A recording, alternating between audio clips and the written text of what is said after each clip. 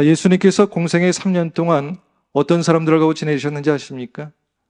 사내들인 공연이었던 그 니고데모를 제외하고는 그저 대부분 세리와 죄인들이었다라고 하는 겁니다. 그래서 예수님이 제자들을 부르실 때 어떤 사람들을 부르셨냐면 힘이 없는 사람들, 그리고 죄인과 같은 사람들, 또 가진 것이 없는 사람들, 많이 배우지 못한 사람들을 부르셨어요. 그리고 세리를 제자로 삼으셨습니다. 그 당시의 사람들은 이 세리를 나라를 팔아먹은 매국노라고 여겨서 같이 음식을 먹거나 대화를 하는 것도 금이 있다라고 하는 것이죠. 근데 주님께서 세리인 누구를 부르셨다고요? 마태를 제자로 부르셨어요. 그리고 그의 집에 들어가서 음식을 먹고 교제를 하셨다는 겁니다.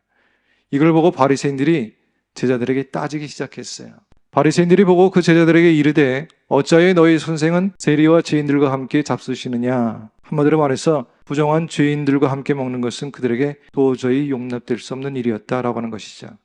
사실 세례 요한의 제자들이 이렇게 따지는 데는 이유가 있어요. 자기의 스승인 세례 요한도 그렇고요, 자기들도 그렇고 바리새인들도 그렇고 일주일에 2번은 금식하며 기도하는 사람들이거든요. 자, 이렇게 금식을 중요하게 생각하고 있는데 예수님께서 지금 죄인들의 대명사라고 일컫는 세리들과 함께 잔치를 벌이고 있잖아요. 자, 이걸 본 세례 요한의 제자들이 얼마나 기가 막혔겠느냐라고 하는 말씀입니다.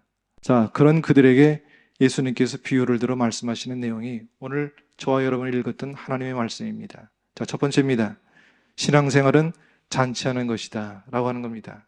혼인집 손님들이 신랑과 함께 있을 동안에 슬퍼할 수 있느뇨. 그러나 신랑을 빼앗길 날이 이르르니 그때는 금식할 것이니라. 자, 여기에서 이제 우리가 얻을 수 있는 교훈이 있어요. 주님과 함께 있을 때는 장례식집같이 우울한 것이 아니라 잔치집같이 어떻게 된다고요? 즐거움이 있어야 된다라고 하는 말씀입니다. 신앙생활은 즐거워야 돼요. 천국과 같은 삶을 살 수 있어야만 됩니다.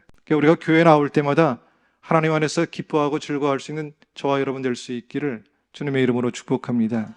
자, 두 번째입니다. 새 옷에 헌옷감을 대지 말라라고 하는 겁니다. 생배 조각을 낡은 옷에 붙이는 자가 없나니 이는 기운 것이 그 옷을 당겨 헤어짐이 더하게 됨이요.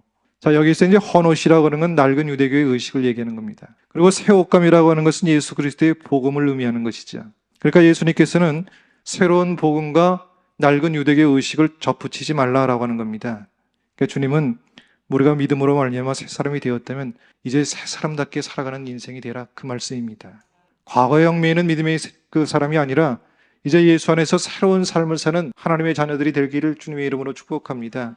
그래서 바울이 고린도후서 2장 17절 말씀에 뭐라고 말씀하고 있냐면 우리는 수많은 사람들처럼 하나님의 말씀을 혼잡하게 하지 아니하고 그 순전함으로 하나님께 받은 것 같이 하나님 앞에서와 그리스도 안에서 말하노라. 더 쉽게 말하면 이런 겁니다. 신앙생활할 때 어정쩡하게 하지 말고요, 아주 분명하고 선명하게 하라라고 하는 그 말씀입니다. 그런 믿음의 결단과 모습이 오늘 우리 가운데 있기를 주님의 이름으로 축복합니다. 자, 세 번째입니다. 하나님은 새 포도주를 담을 새 부대를 찾으신다라고 하는 겁니다. 새 포도주를 가죽 부대에 보관하게 할 때는요, 아직 발효되지 않은 상태에서 포도주를 담기 시작하거든요. 그러면 부대 안에서 이제 어떤 일이 벌어지면 발효가 일어나기 시작해요. 그러면 가스가 차서 팽창하기 시작하거든요. 그리고 압력이 생기기 시작하는 거예요. 근데 새 가죽 부대는 웬만한 압력도 잘 견디는데 헌 부대 가죽은 그 압력을 견디지 못하고 팽창하다가 어떻게 되겠습니까? 터져버릴 수 있겠죠. 포도주도 못 쓰게 되고 가죽 부대도 쓰지 못하게 된다, 그 말씀입니다. 근데 새 가죽 부대는요, 질기잖아요. 압력과 팽창을 잘 견디지 않습니까? 그래서 예수님께서 새 포도주는 반드시 어디에 넣으라고요? 새 가죽 부대에 넣어야 된다, 그 말씀을 하고 있는 겁니다.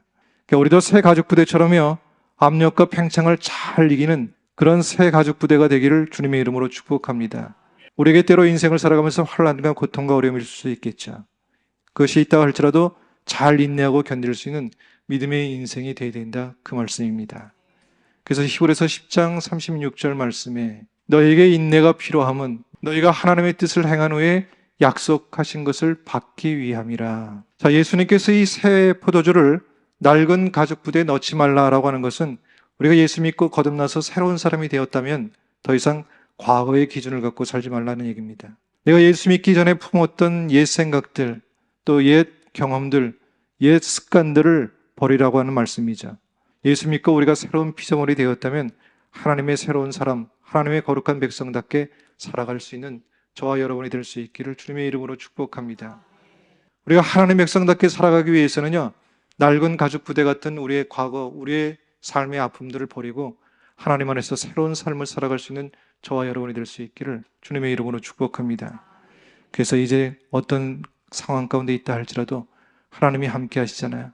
하나님이 여러분들 가운데 도우시잖아요. 그 믿음으로 우리 인생의 삶의 자리가 생각하고 기도하는 것보다 더 놀라운 믿음의 역사가 일어날 것이라 그 믿음 갖고 살아가는 저와 여러분 될 수 있기를 주님의 이름으로 축복합니다.